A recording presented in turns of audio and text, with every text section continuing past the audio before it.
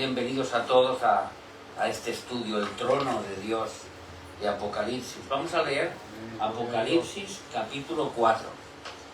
Ya hemos dejado atrás las 7 iglesias con el mensaje que Jesús dejó a todas las iglesias. Cuando lo tengan los hermanos, un fuerte amén. Amén. Amén. Amén. Después de esto, miré, y he aquí una puerta en el cielo, y la primera voz que oí, como de trompeta, hablando conmigo, dijo: sube acá, y yo te mostraré las cosas que sucederán después de estas. Y al instante yo estaba en el Espíritu, y he aquí un trono establecido en el cielo, y en el trono uno sentado. Y el aspecto del que estaba sentado era semejante a la piedra de jaspe y de cornalina. Y había alrededor del trono un arco iris, semejante en aspecto a la esmeralda.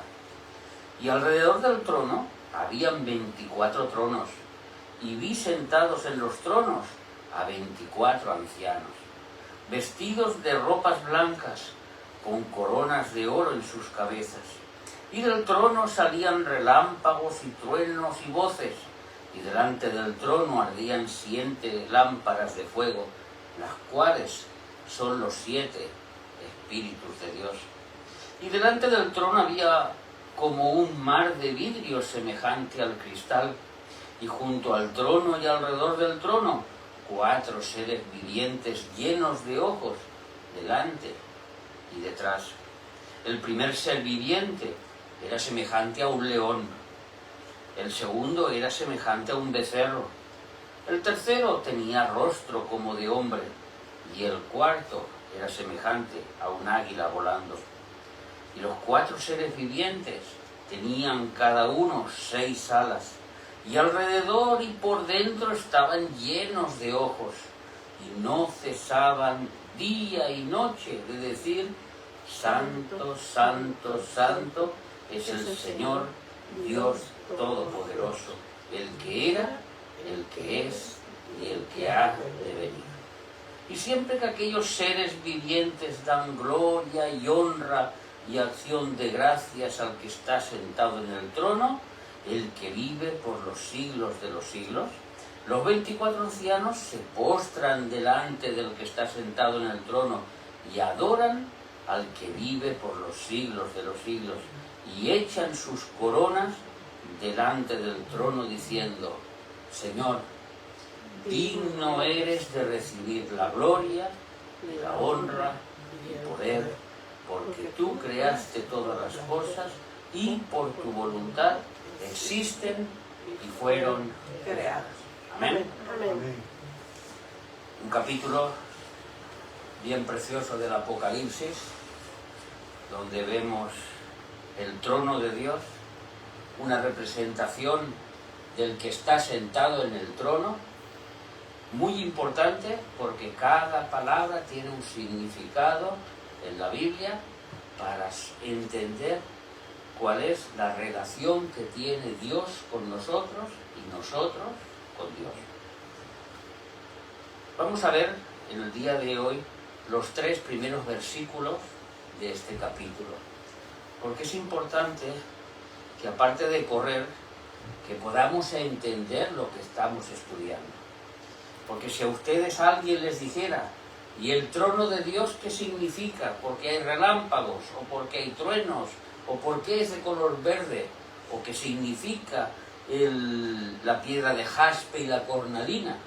Y ustedes dirían: pues si no me lo han explicado, pues no lo sé.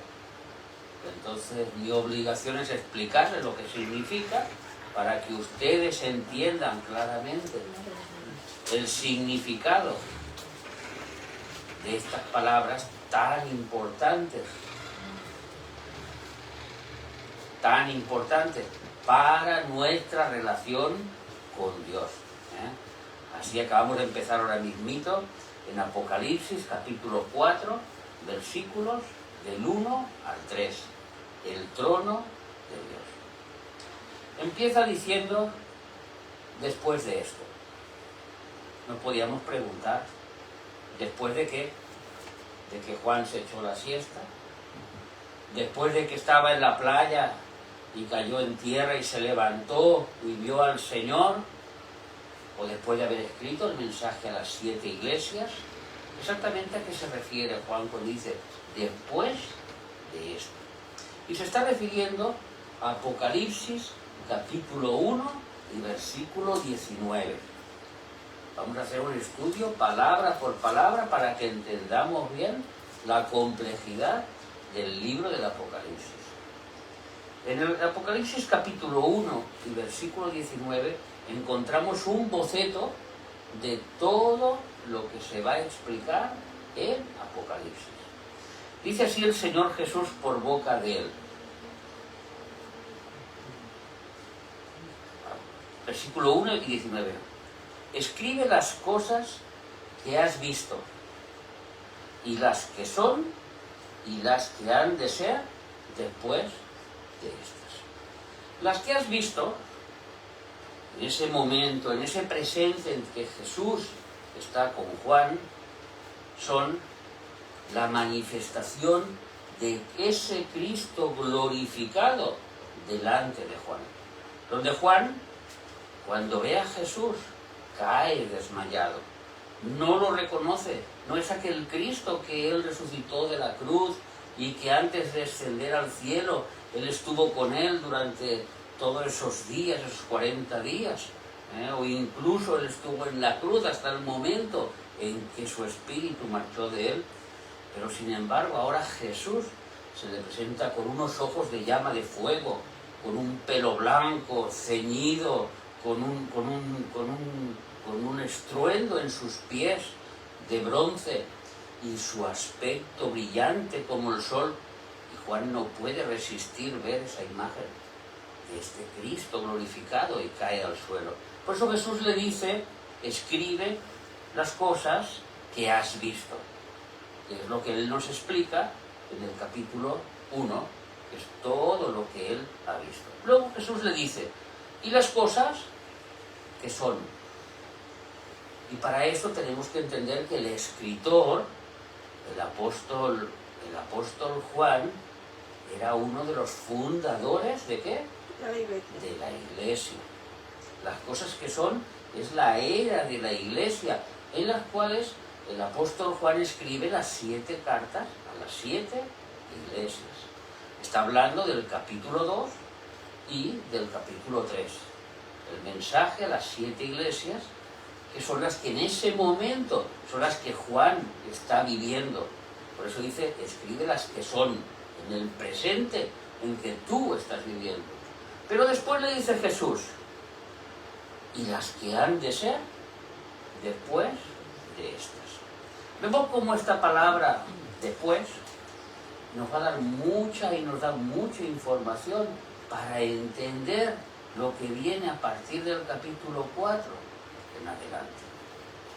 Un capítulo donde la iglesia ya no es el centro del mensaje, donde Jesús no se vuelve hacia la iglesia a comentarles nada, a decirles nada, ni siquiera que se arrepientan o que no se arrepientan, como si la iglesia ya no existiera a partir del capítulo 4.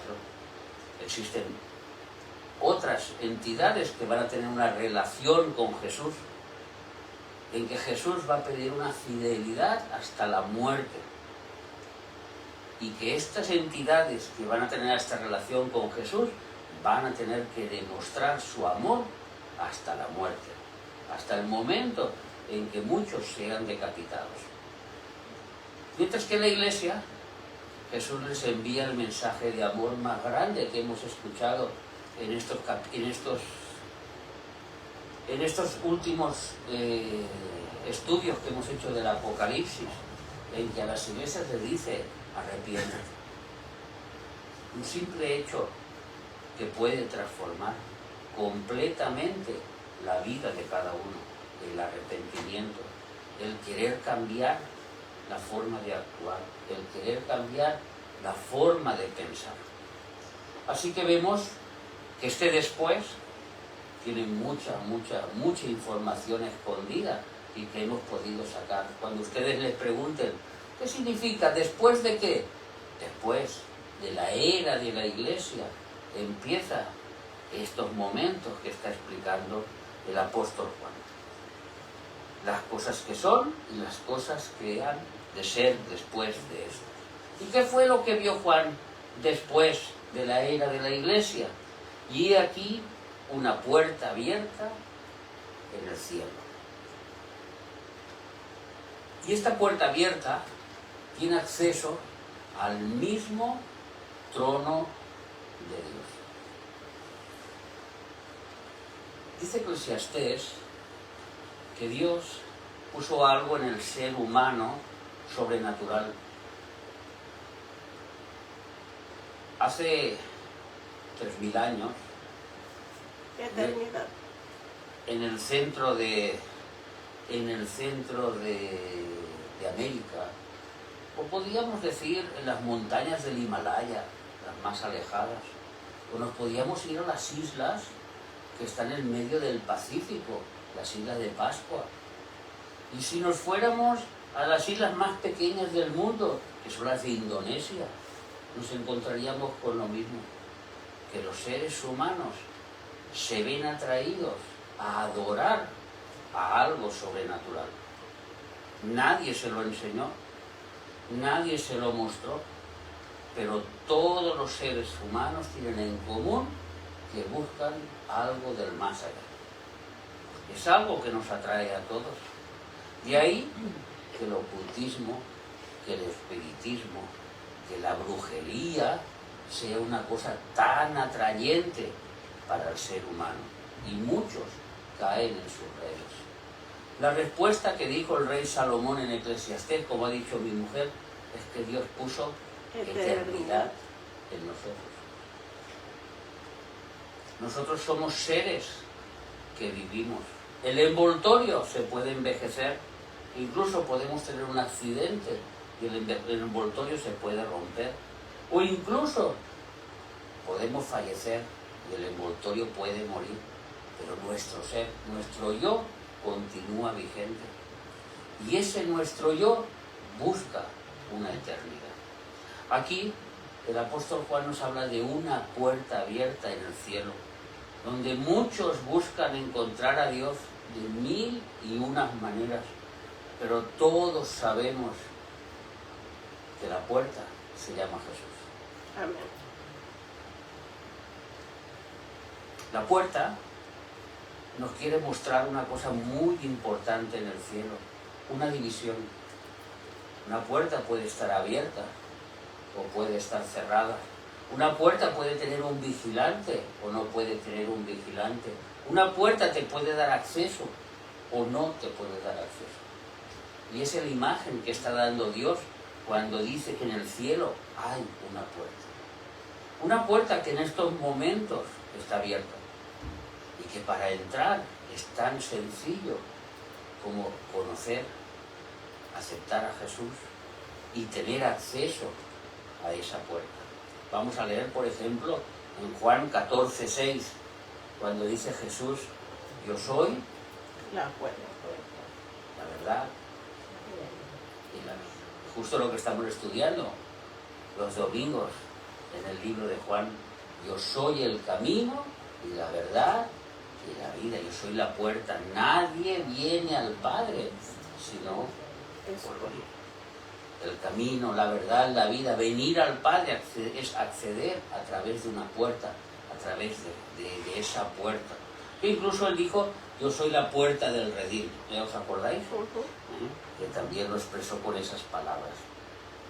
Yo doy acceso a atravesar la puerta quitando el pecado. Es lo que hace Jesús. Él nos da acceso a esa puerta en el cielo, pero ¿cómo? Quitando nuestro pecado. Porque nosotros no podemos subir al cielo, como vamos a ver más adelante, como nos explica aquí el apóstol Juan. Vamos a ver en Hebreos capítulo 13 y versículo 12. Hebreos 13 y versículo 12. Por lo cual también Jesús, para santificar al pueblo mediante su propia sangre, o sea, para hacernos santos, sin mancha, sin pecado, para tener acceso a esa puerta del cielo, padeció fuera de la puerta. Él no padeció en el cielo, él tuvo que venir a la tierra, él tuvo que sufrir en la tierra, y en esta tierra, derramar toda su sangre.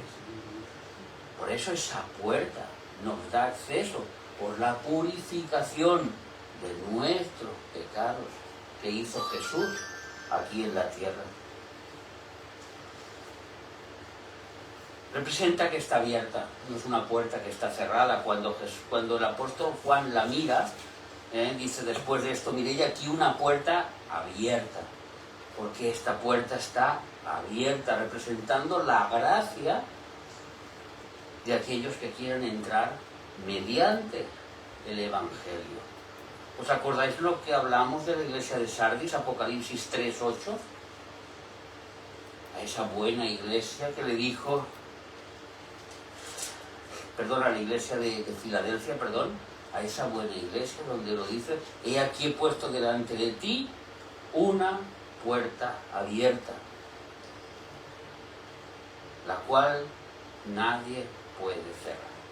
La puerta del Evangelio, la puerta de la predicación.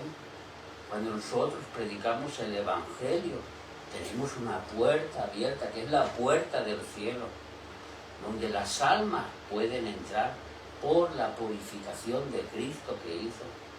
Esas son las buenas noticias del Evangelio. De ahí que después de esto, he aquí una puerta abierta en los cielos. Ahora entendemos que esa puerta es la obra que hizo Jesús en la tierra. Y que mediante esa puerta, estas 7 iglesias que Jesús le dijo que se arrepintieran, tenían acceso a entrar al reino de los cielos.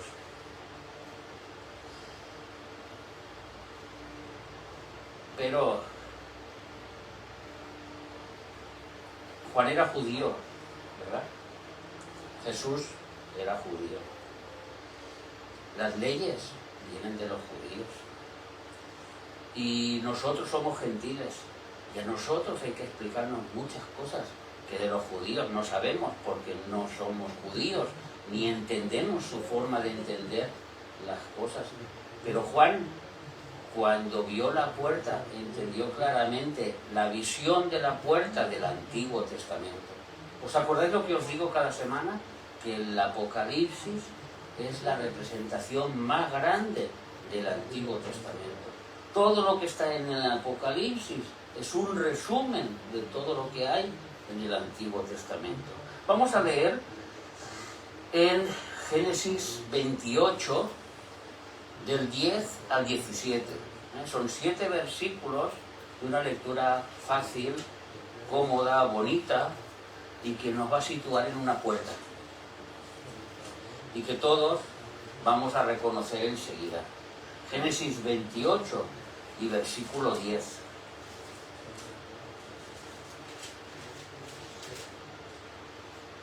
Salió pues Jacob de Berseba y se fue a Harán. Y llegó a un cierto lugar y durmió allí, porque ya el sol se había puesto, y tomó de las piedras de aquel paraje y puso su cabeza y se acostó en aquel lugar y soñó. Y he aquí una escalera que estaba apoyada en tierra y su extremo tocaba en el cielo. Y he aquí ángeles de Dios que subían y descendían por ella. Y aquí Jehová estaba en lo alto de ella, el cual dijo, yo soy Jehová, el Dios de Abraham tu padre y el Dios de Isaac. La tierra en que estás acostada te la daré a ti y a tu descendencia. Y será tu descendencia como el polvo de la tierra, y te extenderás al occidente, al oriente, al norte y al sur, y todas las familias de la tierra serán benditas en ti y en tu simiente. Está diciendo todas las familias de la tierra, no está hablando de los judíos exclusivamente, está hablando de los gentiles, de los judíos, de todo el mundo. Y he aquí yo estoy contigo y te guardaré por donde quiera que fueres, y volveré a traerte a esta tierra, porque no te dejaré hasta que haya hecho lo que te he dicho. Y despertó Jacob de su sueño y dijo: ciertamente Jehová está en este lugar y yo no lo sabía. Y tuvo miedo y dijo: cuán terrible es este lugar, no es otra cosa que casa de Dios y puerta del cielo. Puerta del cielo. Ahí tenemos a Jesús, la puerta, donde todas las familias de la tierra serán benditas. Vemos como esta puerta abierta representa al mismísimo Dios, al mismísimo Jesús, al mismísimo Salvador. Segunda de Corintios, capítulo 12, versículos 3 y 4, nos va a expresar dónde está esta puerta en el cielo. Porque podía estar después de las galaxias, podía estar después de nuestra misma galaxia, la Vía Láctea, o estar detrás del Sol escondida, o simplemente estar a la orilla de la Luna, o esta puerta donde puede estar. Y nos dice el apóstol Pablo que yo conozco al tal hombre, a un hombre que si en el cuerpo o fuera del cuerpo no lo sé, Dios lo sabe, que fue arrebatado al paraíso, donde halló palabras inexpresables que nos ha dado al hombre expresar palabras inefables. De tal hombre me gloriaré. Pero el versículo anterior decía que había subido al tercer cielo. El versículo 2 puede ser que fuera. El versículo 1, versículo 2. Versículo 2. Versículo 2. Conozco un hombre que en Cristo, que hace 14 años, ahí lo dice, fue arrebatado hasta el tercer cielo. Porque hay 3 cielos. Uno es nuestra atmósfera, que estamos rodeados de nuestra atmósfera. La segunda es donde están todas las galaxias, donde están todas las estrellas, cuando nosotros miramos al cielo y vemos todas las estrellas de noche. Y el tercer cielo, que es donde está el trono de Dios.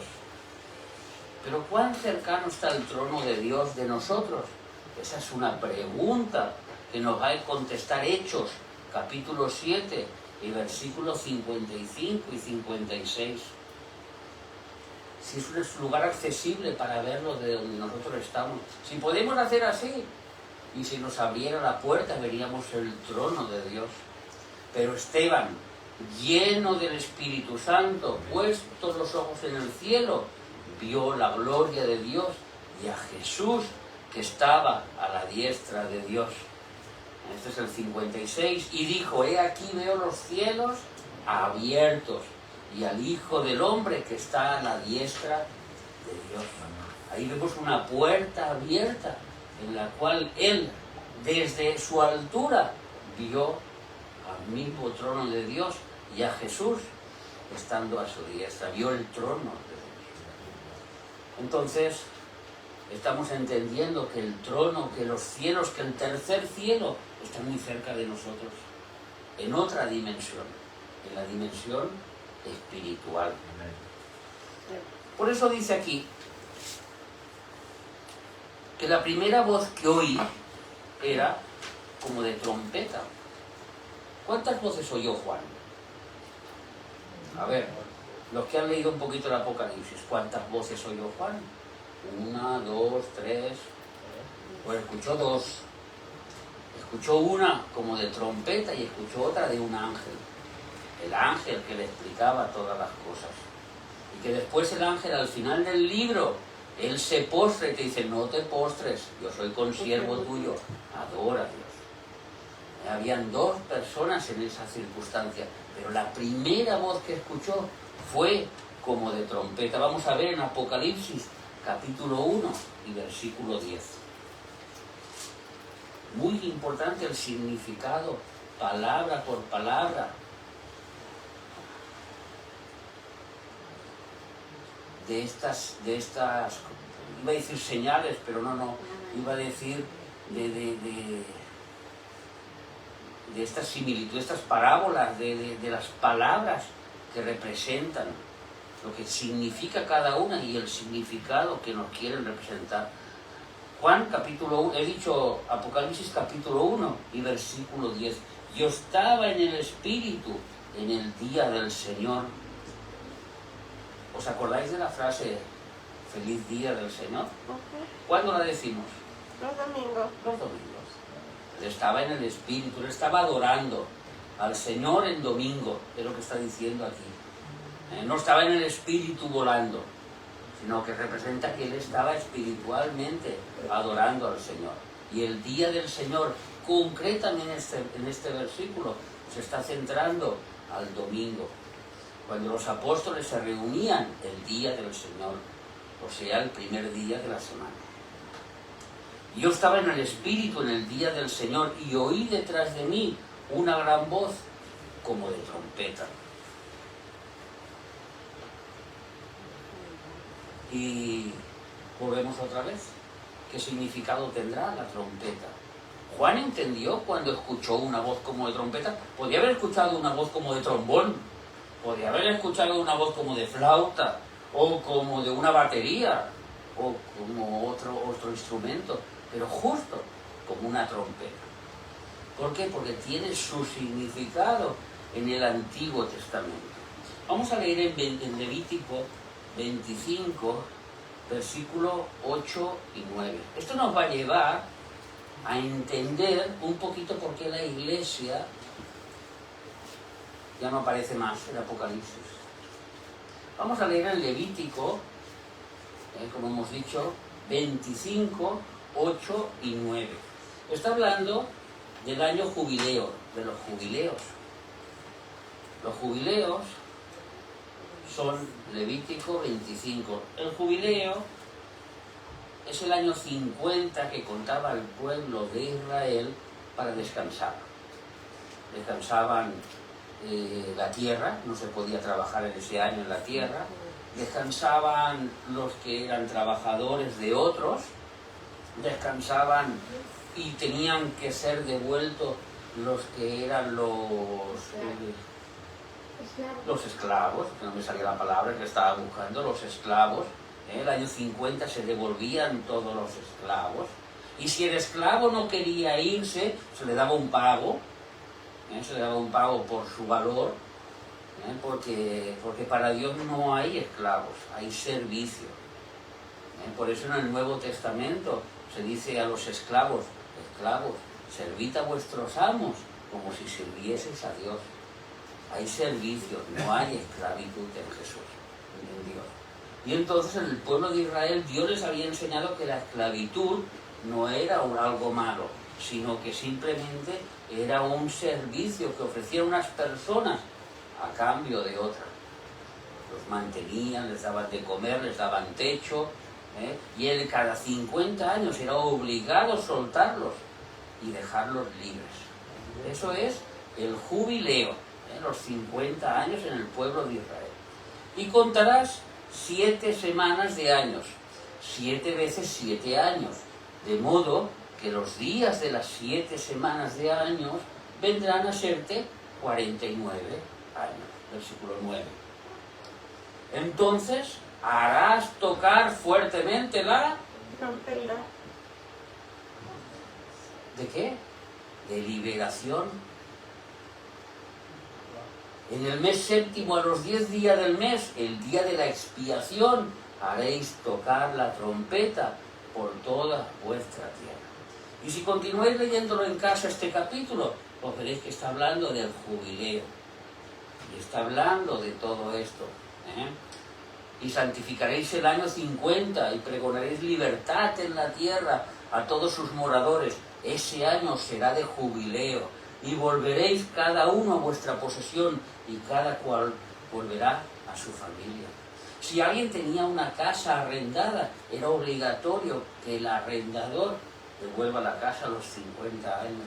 Si alguien tenía una tierra alquilada, era obligación que aquella tierra tenía que devolverla a su dueño a los 50 años.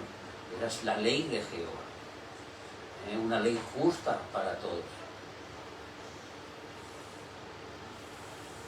Así que vemos que esta trompeta daba libertad.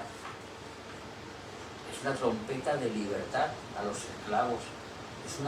Es una trompeta de restauración a todos aquellos que habían tenido que alquilar sus enseres para poder vivir. Los volvían a recuperar, no los perdían. Todas esas cosas representaba esta trompeta que hemos escuchado, que hemos leído en Levítico. Pero a la final de la trompeta acontecen dos acontecimientos, valga la redundancia. Al final de la trompeta, hemos leído aquí que escuchamos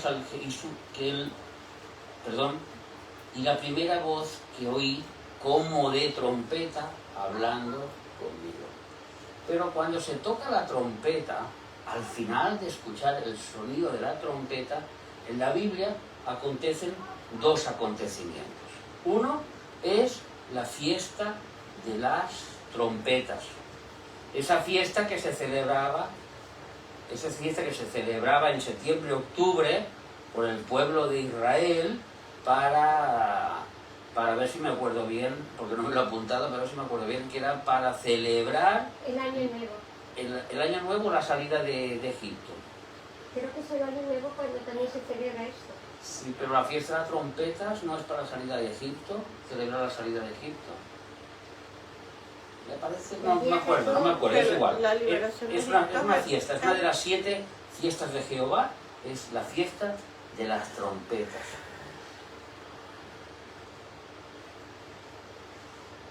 Y una cosa muy interesante es que al final del toque de las trompetas,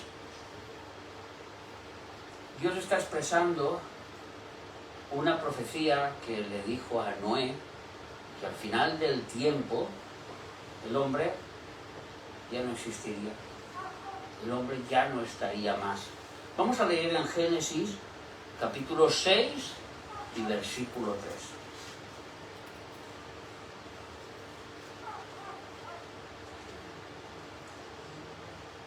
Y dijo Jehová, no contenderá mi espíritu con el hombre para siempre. Llegará un momento en que el Espíritu de Dios ya no va a luchar más con el hombre. Ya va a vencer y el hombre se tiene que sujetar a Dios, sí o sí. Y dice, porque ciertamente Él es carne, mas serán sus días 120 años. Sí que es verdad que este versículo nos dice que desde que Dios habló a Noé hasta que llegó el juicio, pasaron 120 años. Eso sí que es verdad. Pero también nos habla de una frase que dice aquí, que el Espíritu de Jehová no contenderá con el hombre para siempre. Y después de que hubo el diluvio, continuaron habiendo hombres. Y está diciendo aquí, mas serán sus días 120 años. Podemos hacer una comparación un poco carambolesca, hacer una carambola, así un poco que no es muy normal, pero que va a sonar muy bien. Que si cada día de estos contáramos que es un jubileo, un día de libertad, un día para entrar por la puerta del cielo, un día para estar con el Señor, nos encontramos que 120 jubileos son 6.000 años. Que justamente en la Biblia son los años que se les da al ser humano, a los hombres, al reino de los hombres. 6 días trabajarás, al séptimo descansarás. 6.000 años está el hombre reinando en la tierra y 1.000 años descansará porque reinará Cristo en sus años, en su milenio. Entonces vemos como el jubileo y esta profecía que se le dio a Noé están muy unidas para el final de los tiempos. Una semana tiene 7 días. Un día para el Señor son 1000 años. 1000 años. Y 1000 años Como un día. es un día. Y no es casualidad que 50 años multiplicado por 120, o sea, 50 jubileos sean 6000 años. O sea que vemos cómo esta profecía también se puede cumplir en esta trompeta, al final de la trompeta. Porque la trompeta, ¿qué nos recuerda? ¿Qué nos recuerda? En el Antiguo Testamento, cuando el pueblo tocaba la trompeta, ¿qué nos recuerda? Aparte de la fiesta. Guerras. Nos recuerda Números capítulo 10 y versículo 7. Nos recuerda la reunión. Cuando tocaban la trompeta, todo el pueblo se reunía, todos juntos. Pero para reunir la congregación tocaréis, mas no con sonido de alarma. No va a ser un sonido de alarma de trompeta que vienen los enemigos, sino un sonido de recolección, para reunir a todos, ¿de acuerdo? Y esto nos recuerda el llamado un poco de la iglesia de Primera de Corintios, capítulo 15, y versículos 51 y 52. Vamos a ver, Primera de Corintios 51 y 52. Mas he aquí os digo un misterio, no todos dormiremos, sino que escucharemos el mensaje, pero todos seremos transformados. Amén. En un momento, en un abrir y cerrar de ojos, a la final, Trompeta. trompeta, porque se tocará La trompeta. Vemos como esa trompeta, esta voz del Señor, nos recuerda que la iglesia va a ser llevada con Cristo. Reunida. Esta iglesia que ya no aparece más en todo el Apocalipsis. Quizá el apóstol Juan está diciendo, después de estas cosas, las que vienen, la iglesia ya no está. Ya se toca la trompeta y hay una puerta abierta en los cielos. Y empezamos a ver los significados a todas estas palabras que hemos leído. Y vamos a leer en 1 Tesalonicenses 4, versículos 16 y 17. Como dice que esta trompeta sonará ¿de dónde? Porque el Señor mismo, con voz de mando, con voz de arcángel y con Voz de trompeta. con trompeta de Dios, descenderá del cielo y los muertos en Cristo resucitarán primero. Y luego nosotros, los que hayamos quedado, seremos arrebatados juntamente con ellos en las nubes para recibir al Señor en el aire. Y así estaremos siempre con Él, en el aire, en esta puerta que está abierta en los cielos, donde el Señor con voz de trompeta no nos deja dormir. Amén. Así que vemos que la primera voz como voz de trompeta nos puede representar un poquito el arrebatamiento de la iglesia. Y hay una frase que viene a continuación, porque dice, sube acá y yo te mostraré las cosas que sucederán después de estas. ¿De cuáles? De las que han pasado, hemos dicho. Esta frase nos representa lo que hemos leído al principio en Apocalipsis. Escribe las cosas que son, las que has visto, las que son y las que verán. Y dice, y al instante, versículo 2 de Apocalipsis, y al instante yo estaba en el Espíritu. En el Espíritu no es que estaba adorando al Señor en ese momento. En ese momento no estaba adorando al Señor, sino que en ese momento, como nos va a decir a continuación, vio el trono de Dios. Estaba espiritualmente en aquel lugar. En aquel lugar del tercer cielo, donde el apóstol Pablo dice, yo no sé si en la carne o en el espíritu, fui arrebatado allí, no lo sé, pero sé que fui arrebatado allí. Y cuando dice en el espíritu, porque, ¿os acordáis lo que dice Filipenses capítulo 3 y versículos 20 y 21? El acceso al trono de Dios es espiritual. Gloria a Dios. Y con cuerpos semejantes al de Jesús. Mas nuestra ciudadanía está en Honduras, En los cielos. en Perú, en Tortosa. Nuestra ciudadanía está en los cielos, de donde también esperamos al Salvador, al Señor Jesús, que vendrá de los cielos. Continuamos. El cual transformará el cuerpo de la humillación nuestra para que sea semejante al cuerpo de la gloria suya. Por eso es importante que estos que escuchan la trompeta y son llamados y son ascendidos, sus cuerpos son transformados.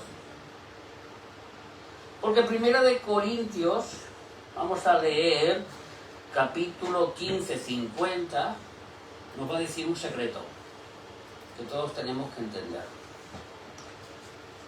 Que la carne y la sangre no pueden heredar el reino de Dios, ni la corrupción heredará la incorrupción. Sin santidad Nadie verá a Dios. nadie verá al Señor. La corrupción. Hay que vivir santamente. Nuestros cuerpos Dios los glorificará, los transformará. Y entonces tendremos acceso por la puerta del cielo, de forma espiritual, al trono de Dios. Y para eso es necesario Juan capítulo 3 y versículo 5. A ver quién se lo sabe este versículo. Cuando Nicodemo discutía con el Señor.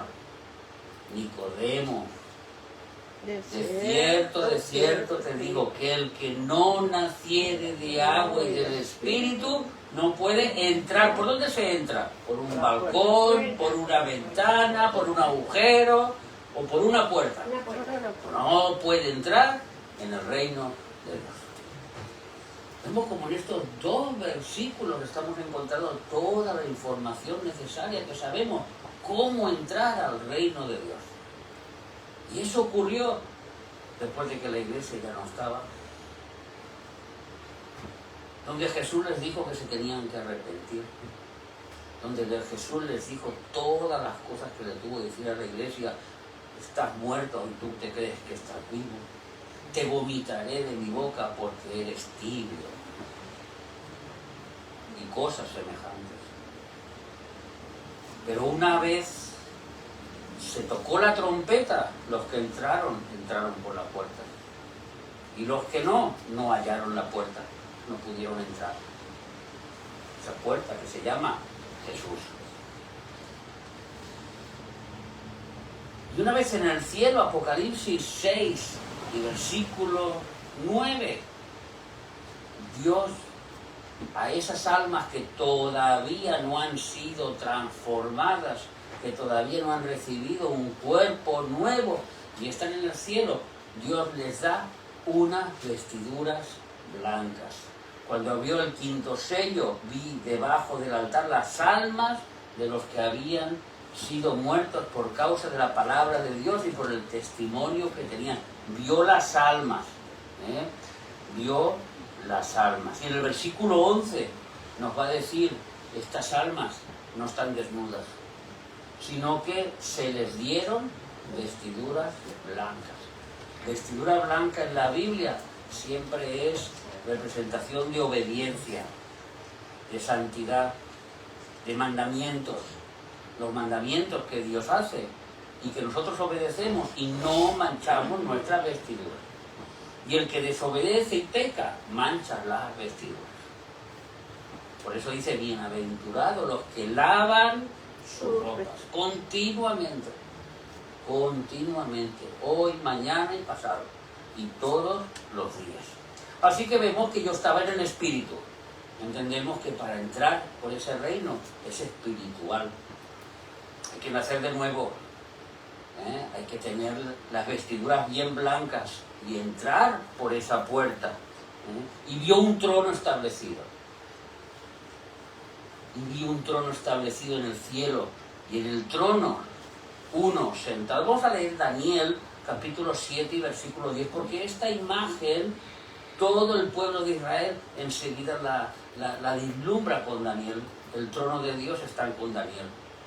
Daniel es el primero que habla de ese trono de Dios tal cual como lo habla Juan. Porque el Apocalipsis y Daniel son dos libros paralelos. En muchas ocasiones vamos a tener que tirar de Daniel para entender lo que explica Juan en Apocalipsis. Y dice Daniel, capítulo 7 y versículo 10. Un río de fuego procedía y salía de delante de él. Y millares le servían, y millones existían delante de él. ¿Y qué pasó? ¿Quién se sentó? El juez. El juez. O sea que el juez no estaba sentado. El juez no estaba sentado. Estaba el trono, estaba el asiento del juez, pero todavía no se había sentado el juez.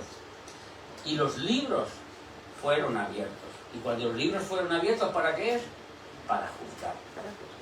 Entonces cuando vemos este trono de Dios aquí, dice, y al instante estaba yo en el Espíritu, y aquí un trono establecido, se estableció un trono. Juan vio un trono allí y alguien que se sentó.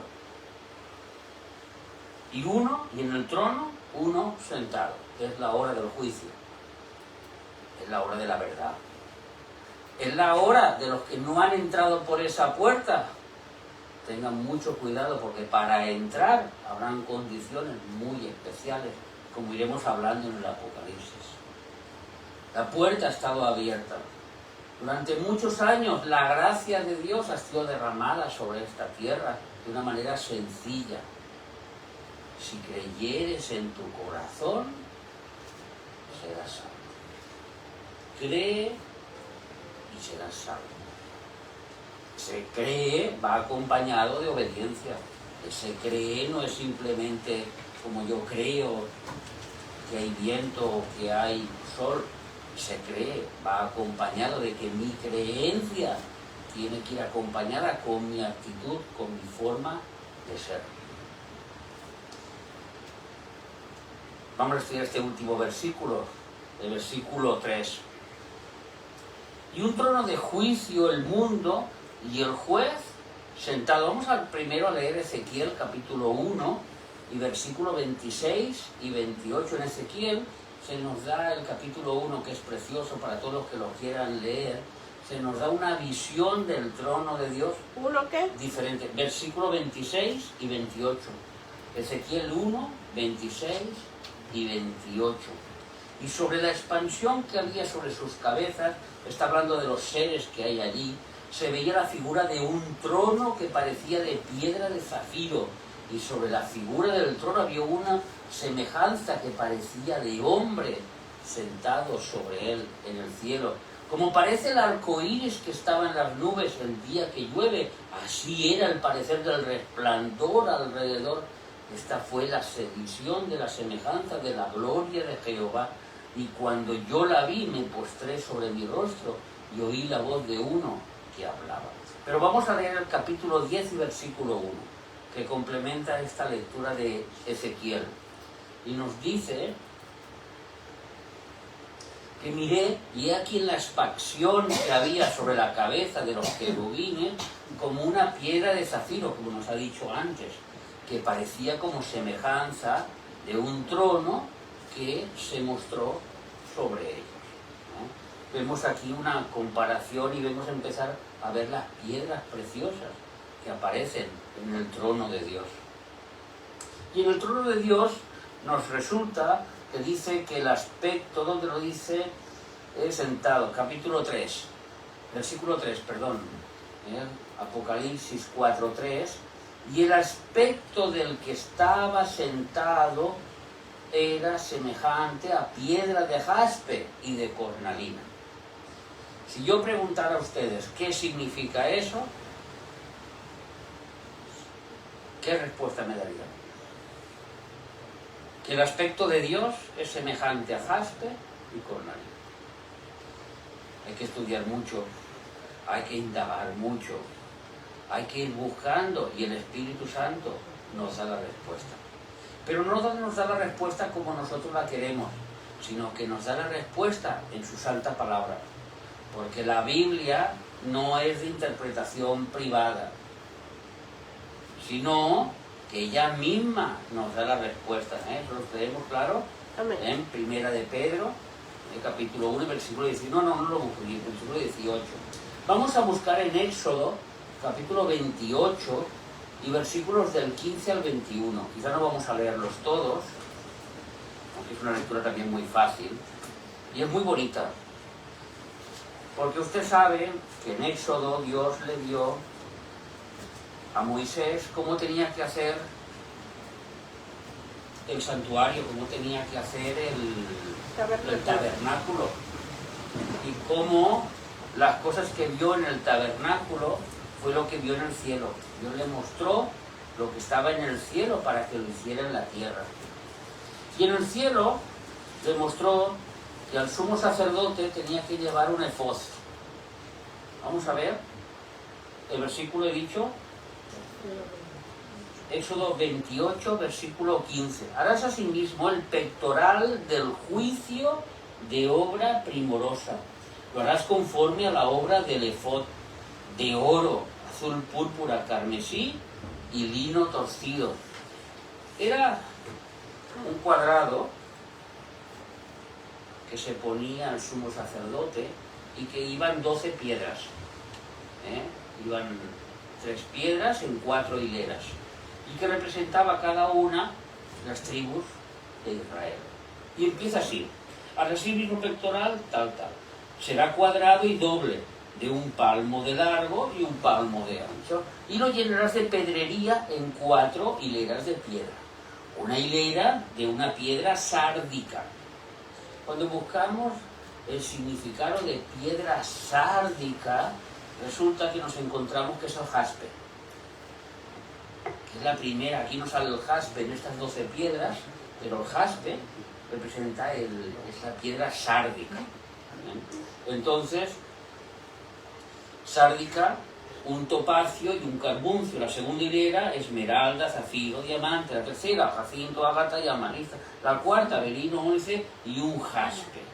Y por último, todas estarán montadas en engastes de oro. Perdón, me he equivocado. He dicho el jaspe y me refería que es el otro, la cornalina. Muy bien. La primera es la cornalina. En la primera hilera una piedra sárdica, es la cornalina. Y la última es el jaspe.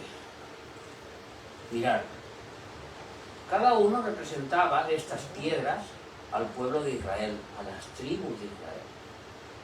El primer hijo, todos son hijos de Jacob. Jacob tuvo 12 hijos. Y de ahí surgen las 12 tribus de Israel. La primera tribu es la tribu de Rubén, que se le compara con esta cornalina, con esta piedra. Y si nos vamos al significado de Rubén, que está en Génesis 29, 32, significa hijo. Un hijo me has dado. Por eso se llama Rubén. Génesis 29, 32.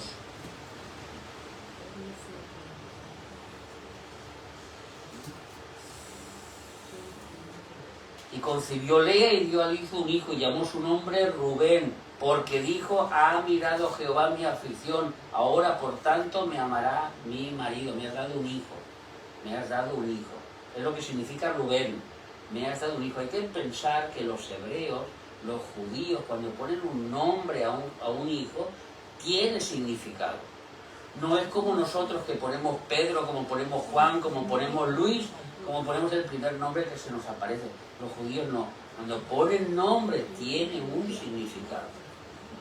Y el significado de Rubén es: un hijo me has dado. Esta es la primera piedra, el primer hijo. Y el último hijo, la última piedra, que es el jaspe, pues era Benjamín. Era más pequeñito. El que nosotros decimos el Benjamín de la casa, el chiquitín, el pequeñín, el último. Pero sin embargo no significa eso.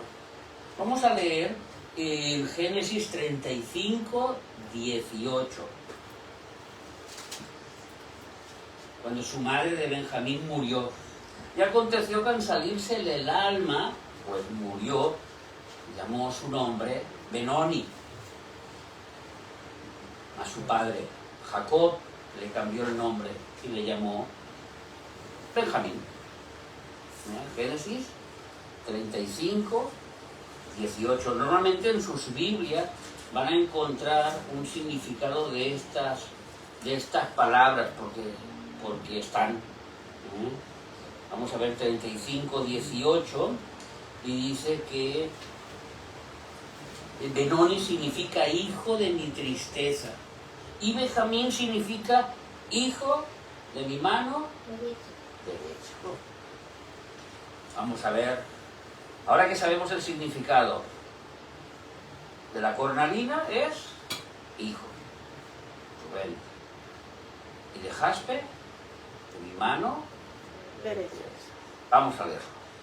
Y el aspecto del que estaba sentado era semejante al hijo de la mano derecha. ¿Quién es el hijo de la mano derecha de Dios? Jesucristo. ¿Lo vemos?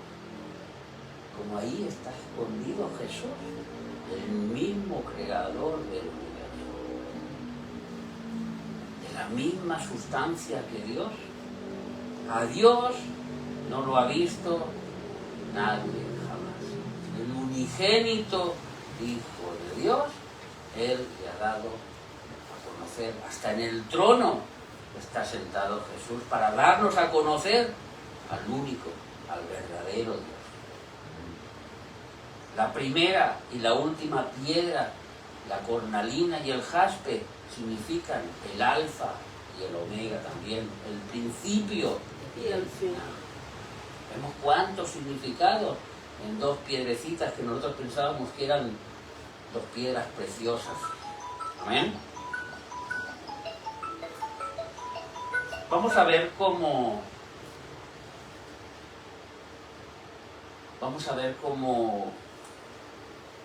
acaba este versículo y con esto acabamos.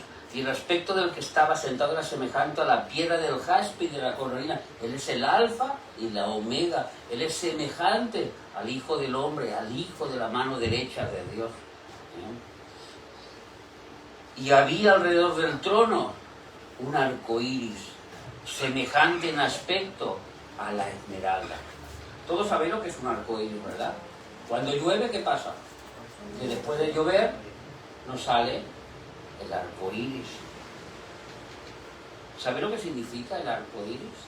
El arco iris es la señal de la misericordia de Dios después del juicio que hizo esta tierra. No todos los hombres morirán. Se salvaron 8, una familia.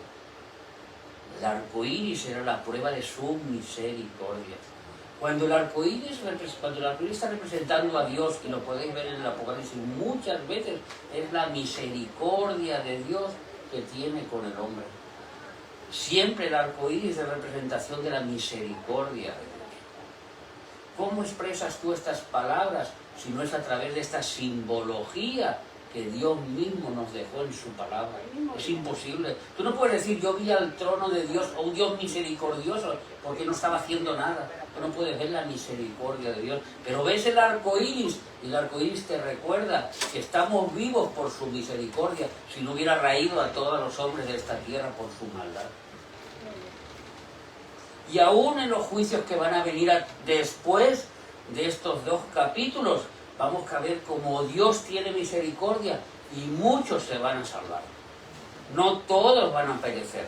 La misericordia de Dios es grande. Van a venir sus juicios, muchos van a morir, pero muchos se van a salvar. Vamos a leer en Zacarías, capítulo 14 y versículo 16. Para los que lo quieran leer en casa, Génesis 9 te habla de todo lo que es el arco iris y la simbología y cómo Dios tiene misericordia del hombre. Génesis 9. Y surge después de la lluvia, después de haber caído de los cielos gran cantidad de agua que murió todo ser viviente. Pero aquí el arco iris nos dice en Zacarías 14, 16, la misericordia de Dios después del juicio. Nos está hablando del reino milenial, al principio del reino milenial, después de la Tercera Guerra Mundial, una guerra donde morirán 7.000 millones de personas, donde la sangre correrá y llegará hasta el cuello, hasta la boca de los caballos, donde los cielos rugirán sobre la tierra y la tierra se moverá de su lugar, y la maldad del hombre subirá hasta la presencia de Dios, y ni aun así se arrepentirán de sus maldades. Y Dios tendrá que acabar con cada uno de ellos, porque lo que el hombre cosecha, eso recogerá, porque en el cielo había una puerta abierta y nadie quiso entrar por esa puerta abierta. Y todos los que sobrevivieren, ahí tenéis la palabra misericordia, sobrevivir, los que no fueron muertos por estos juicios de las naciones que vinieron contra Jerusalén, subirán de año en año para adorar al Rey, a Jehová de los ejércitos, y a celebrar la fiesta de los tabernáculos. Es la última fiesta que se celebrará Jesús en la tierra con el hombre, la fiesta de los tabernáculos, donde cada año todo ser viviente que haya en la tierra, todo hombre, tendrá que ir a Jerusalén a celebrarla con Jesús, que es el que estará reinando, Jehová de los ejércitos, en su forma, en su presencia, como el Hijo de Dios. No cambiando, Jehová sigue siendo Jehová, en su presencia, porque es solo un Dios en tres manifestaciones. Y donde está el Hijo está el Padre y está el Espíritu. Y donde está el Padre está el Espíritu y está el Hijo. Así que vemos que este arco iris, cuando vemos en la Biblia un arco iris, no podemos decir, ¡ay, qué bonito el arco iris! No, representa la misericordia de Dios. Por eso el diablo es tan malo. Por eso el hombre es tan perverso. ¿Cuál es la bandera de los gays, transexuales, homosexuales, etcétera, etcétera, etcétera? ¿El arco iris? ¿Por qué es el arco iris? Porque hay muchos colores, ellos representan que hay mucha diversidad. No. La realidad del trasfondo espiritual es porque ellos claman a la misericordia de Dios para que Dios no los destruya. Ellos claman a la misericordia de Dios porque saben de lo que están haciendo. No es bueno, no es de Dios.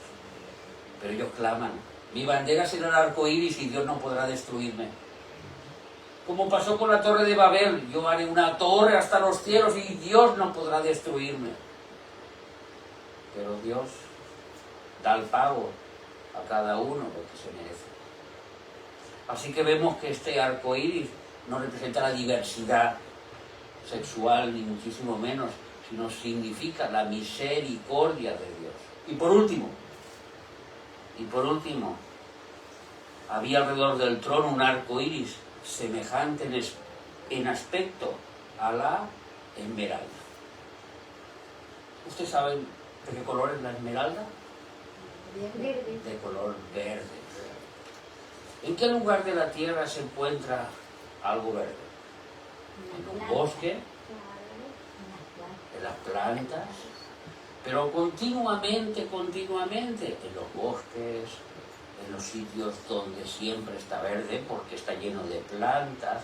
La esmeralda siempre quiere representar dos cosas, que es la continuidad de la vida. Algo verde siempre está vivo, la juventud, la vida eterna. Representa que es un Dios vivo, misericordioso y vivo. Su color verde representa la verdad de nuestras plantas. Están verdes, están vivas, están vigorosas, tienen fuerza, tienen poder. Y eso es lo que representa el color verde, el poder de Dios y que nuestro Dios está vivo. Iba a decir la vividez, la vida de nuestro Dios. Eso es lo que representa el color verde de la esmeralda. Vamos a leer en Ezequiel, por último, 28:13. Porque este color verde fue esta esmeralda fue una de las piedras preciosas que se vistió Lucifer cuando fue creado. Representando representando el poder de este arcángel, de este querubín, perdón.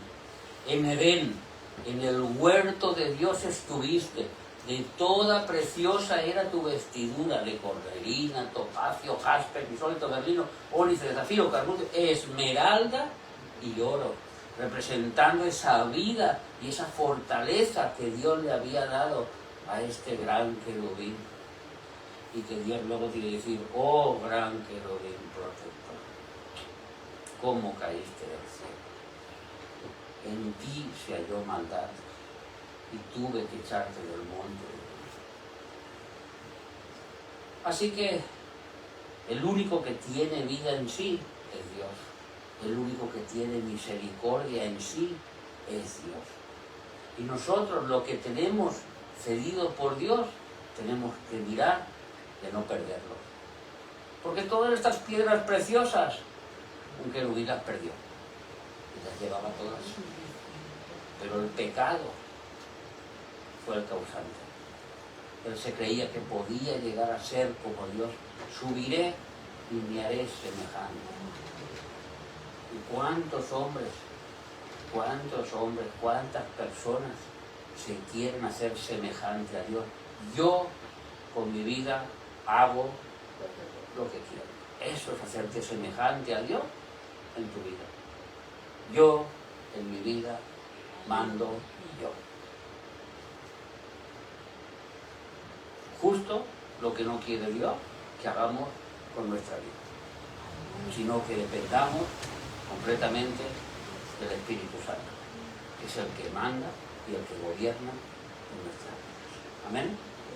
Así que con esos 3 versículos, hermanos, espero que hayáis aprendido algo, que hayáis aprendido lo que es el arco iris, que hayáis aprendido lo que es los colores, el color verde y las demás cosas. Amén. Así